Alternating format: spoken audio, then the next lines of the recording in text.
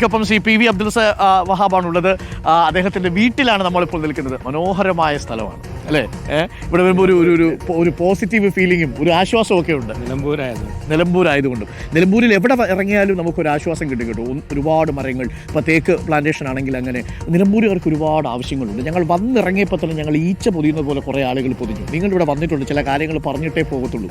അതിലൊരു പ്രധാന ആവശ്യമായിട്ട് അവർ ഉന്നയിച്ചത് നിലമ്പൂരിലെ ബൈപ്പാസ് എന്നത് ഞങ്ങളുടെ വലിയ നാളത്തെ ആഗ്രഹമാണ്.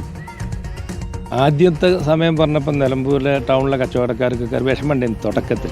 ഇത് വളരെ പഴക്കമുണ്ട്, 25-31 വർഷം പഴക്കമുണ്ട്.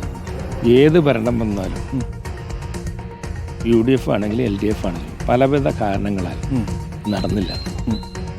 ആര്യാടൻ മുഹമ്മദ് സാർ ആയിരുന്നല്ലോ ഏറ്റവും കൂടുതൽ ഒന്നല്ല, അദ്ദേഹത്തിൻ്റെ പ്രയോറിറ്റി ആയിരുന്നു ഒരു സ്വന്തം നാട്ടിൽ തിരക്ക് കൂടാതെ ടൗണിൽ നിന്ന് സ്കിപ്പ് ചെയ്തിട്ട് പോകാൻ.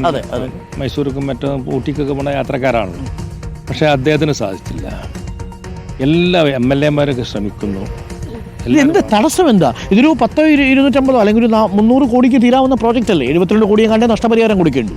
ഇല്ല, 300 കോടിയൊന്നും വരില്ല. അത്രയും വരില്ല. എത്ര 6 കിലോമീറ്ററേ ഉള്ളൂ.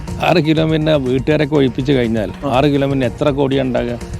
നമ്മൾ ഗഡ്കരി പറഞ്ഞ മാതിരി എല്ലായിടത്തും 5 കോടിക്ക് റോഡിയാവും.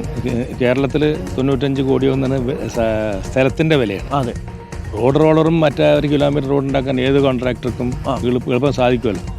ഇത് അവിടെ കുറച്ച് വീട്ടുകാർ ആദ്യം കേസ് കൊടുത്തു.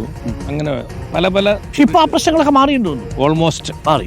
അപ്പൊ ഇനി വേണമെങ്കിൽ വേഗത്തിലാക്കാം, ഇനി പെട്ടെന്നാക്കാം. അപ്പൊ ഒരു ശക്തമായ പ്രതിഷേധമുണ്ട്. 1-ാം തീയതി തിങ്കളാഴ്ച മുതൽ സമരത്തിലിരിക്കാൻ സമരം എന്നോട് പ്രഖ്യാപിച്ചു.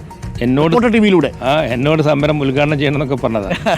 അപ്പൊ സമരം അത്യാവശ്യമാണ്, കാരണം അങ്ങനെയാണല്ലോ നമ്മളെ കേരളം. തീർച്ചയായിട്ടും ആ കാര്യത്തിൽ നമ്മൾ നിലമ്പൂരിലെ ജനതയ്ക്കൊപ്പം തന്നെ നിൽക്കുന്നുണ്ട്. ഞാനൊരു